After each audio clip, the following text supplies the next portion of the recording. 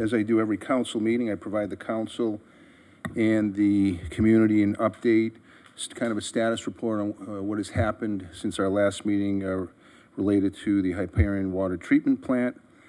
On October 30th, as was stated previously, the Environmental Committee, along with Dr. Stenstrom, attended a productive tour of the Hyperion facility, where they were provided further understanding of the primary tank stages, recent facility improvements, and the overall process. Very productive tour of the site, and Dr. Stenstrom, I'm going to have him come up for a few minutes after my remarks to show you some slides from that visit.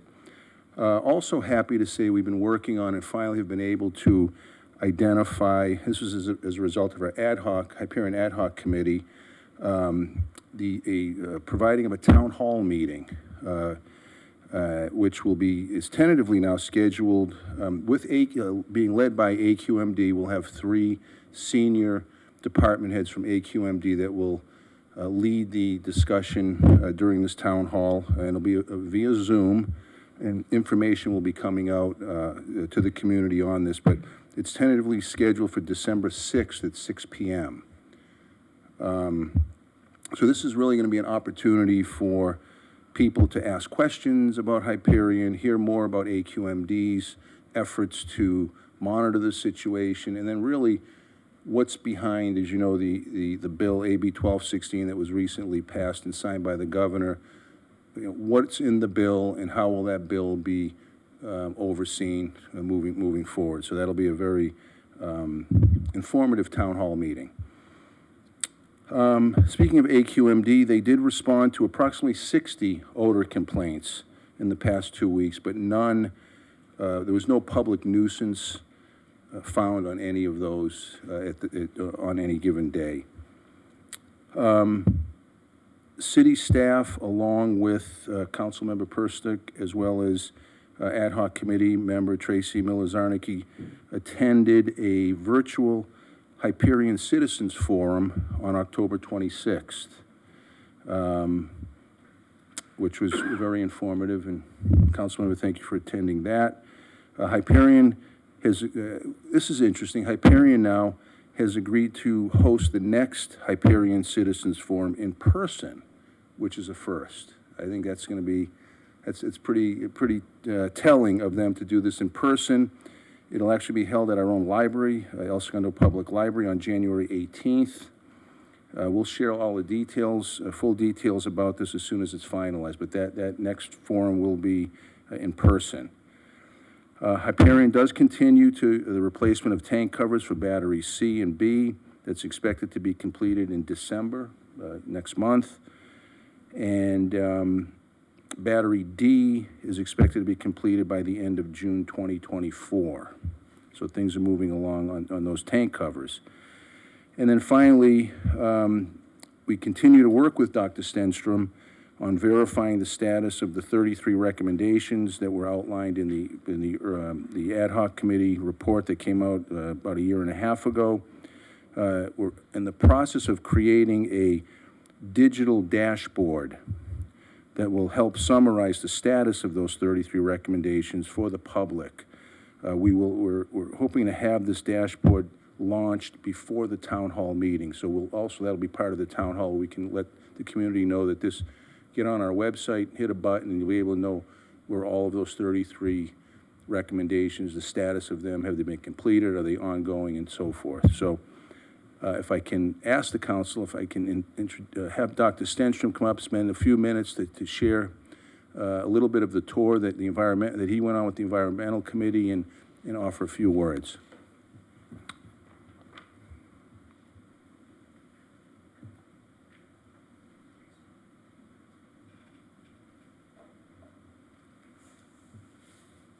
Well, thank you very much for having me. It's a rare opportunity for me to see democracy in action. So I appreciate being here. And I'm going to show some slides of pictures I took during the tour. And you heard from one of the environmental committee members about the tour already. But this is the group that did the tour. And you see we're here in front of the one of the new digesters. The tour lasted about 2 hours. About half of it was inside, half of it was at the plant. And Hyperion has a learning center that was created for education from school kids to professors and engineers. And so the first half of the tour was conducted here. You see Tim DeFita and Hai-Sung Kim with his back to us, who are the two sort of working managers at Hyperion.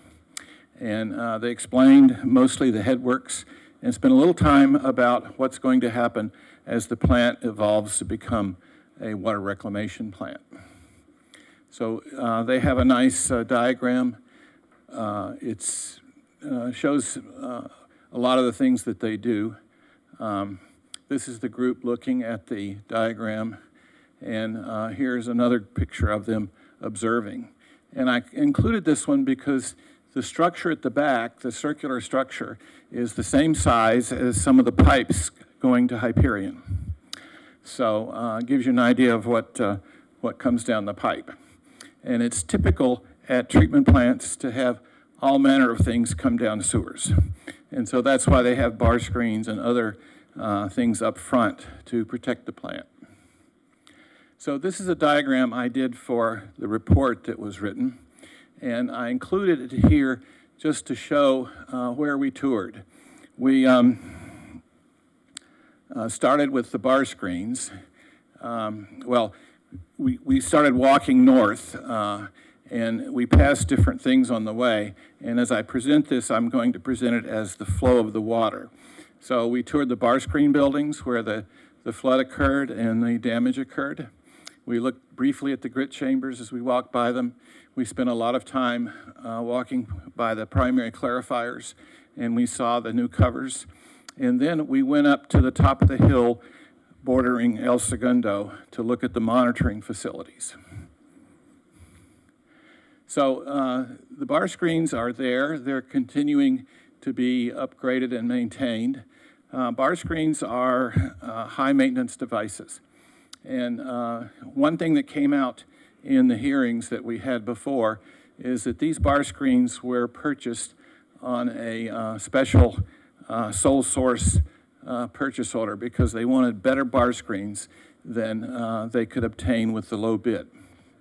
And so you see this is the front of it, and here the back of it. And that's one of our members looking at the back. And there's 8 of them, and if you go back and look at some of the pictures in the earlier report, you'll see that this whole area was covered with litter and screenings. And at the worst of the flood, it was under about 2 feet of water. And that really prevented them from getting in there and trying to control the flood. Here's one of the bar screens that's being maintained. You can see the teeth there to support the bars. And this is one of the members looking at the trough that takes away the bar screens, the screenings. And this is really where the fault occurred when the flood. Downstream a little bit of where she's standing, the screenings tumble into 3 down pipes to go to grinder pumps. And the grinder pumps failed, which caused the screenings to no longer be removed, and they were recycled, which eventually clogged the screens. So from there, we went to the deck of where the primary clarifiers are. Primary clarifiers are traditional at basically 99% of the wastewater treatment plants. And they remove material by sedimentation. And there's no aeration, so they're anaerobic, and therefore they have odors. So it's traditional in California to cover primary clarifiers. And sometimes they're just covered. Most of the time, they have some sort of odor control facility. And so this is one of the covers that is concrete cover, and you still need access to it. So the yellow stakes there guard a access hole. And the white pipes you see are the foul gas pipes. Because the way these things operate is they pull a slight vacuum in the buildings where odors are created and under the covers of the primary clarifiers. And that causes the flow of air to go to a treatment system as opposed to the environment. And so those big white pipes you see are the foul odor pipes. And they're rather large and complicated. Fortunately, air is light, so they can be of fiberglass. And so one important thing when maintaining a treatment plant, especially a big one like Hyperion, is that when you do maintenance, you use temporary covers. And this was an example I saw where they had removed these materials as part of the construction project, and you can see they put a tarpaulin over the open areas. And this is a picture from on high of C&D. And you can see the covers in the distance. This is a blow-up of aluminum covers. They're laid down, they're about 3 feet wide by 20 feet long, depending on the treatment plant. Tillman has similar covers, and these are being replaced. And my best understanding is they're not being replaced because they're old and decrepit. They're being replaced because the mechanisms of the primary clarifier have to be maintained, so it has to be opened up and the covers removed. And so the city has elected not to put back the old covers, but to put back new covers. And part of their delay is the availability of material. That's what we were told. And so all of the off gases go to a collection of towers like this, which treat the odorous gases and in theory oxidize them or adsorb them. This is an area of research at treatment plants. Hydrogen sulfide is the main problem, but we're discovering even after hydrogen sulfide is removed that there are still some odorous compounds. Not as bad, but perhaps long-lived. And this is a picture of the covers that have been removed. And if you get close to it and look at it, you can see there's lots of corrosion problems, which probably supported their decision to not reuse them. This is a view from up high that tells you how big the plant is. It's 144 acres. This was taken from the El Segundo Hyperion property line where we have the monitor. And this is a picture of an observation port inside those scrubbers. And you can see there's lots of interesting shapes there that promote contact between gases and water. And this is the new monitoring area that we worked so hard to get into law. And it's up next to the property line. It's next to another monitoring facility for weather. And you can see there's the group inspecting it. And one of the things that I want to do, I haven't been able to get the real-time reports on odor, but I would like to see if we can correlate the odor complaints to things happening. Now, there was some discussion about odors occurring at night and people suspecting that maybe the odorous activities were done at night in order to hide them. And the plant response to that is that the offshore winds change directions at night, and that they think that the odors are associated with wind directions that go directly to El Segundo. So I'm hoping we can work on that. The other thing I can say is that sewage flows 24 hours a day, but it flows less at night because of people's schedules. Therefore, the time of travel from the generation of the wastewater to the treatment plant is much longer at night, perhaps twice as long. And that gives opportunity for the production of more odorous materials. And in my youth, I used to run a little bit in the evening in my old neighborhood, and you could always tell when you were over a manhole at night because of the difference in odors. So another picture of the former equipment. So that's my report. I'll be glad to take any questions, and I'll also be glad to work with individuals if they have specific things they want to say offline. Thank you, Dr. Stenstrom. Any council questions for Dr. Stenstrom? No questions. I just wanted to thank you. Your level of expertise gives us a sense of reassurance when we're dealing with the folks at Hyperion, especially their engineers. And so it's nice to have someone with your education and background to help translate some of this and help us, maintain oversight to make sure that Hyperion holds up to their commitments to fix the problems over there. So thank you for your time. Yeah, well, that I'm grateful for your appreciation there. Yeah, I think they know that I understand everything about their treatment plant. And I'd like to say that it seemed to me like that the attitude of the two managers was better at this tour than it has been previously. Fantastic to hear. Any other questions? Dr. I just Sentrum, wanted, before you, I just wanted to before say you one flee on thing. foot, we've got a couple questions. Oh, so for I you. just wanted to say thank you, and I just, the communication flow between Hyperion and the City of El Segundo and the City of Los Angeles has really expanded. And I just want to thank you for bringing in the expertise, and know that I know we had started off, I think it was 31 items of things to fix, but a couple things have been added. So it's ongoing, as we see additional things that need to be fixed through your expertise, we're adding them to the list. And I think once we get the dashboard up, people can see all those things being improved and track them. And we want full transparencies for everybody to see the progress we're making. Well, yes. The original items were related to safety and not so much to odor production, although some of them bore very strongly on odor production. And I didn't point it out, but a number of the things that were recommended have been fixed. And they are in about halfway through the process of building a bypass of the screens that would not require human interaction to activate. And so that was my most important recommendation, to make sure that there was never a flood like this in the future. Before you get to Mr. Sentrum, I have two quick questions for you. Dr. Sentrum,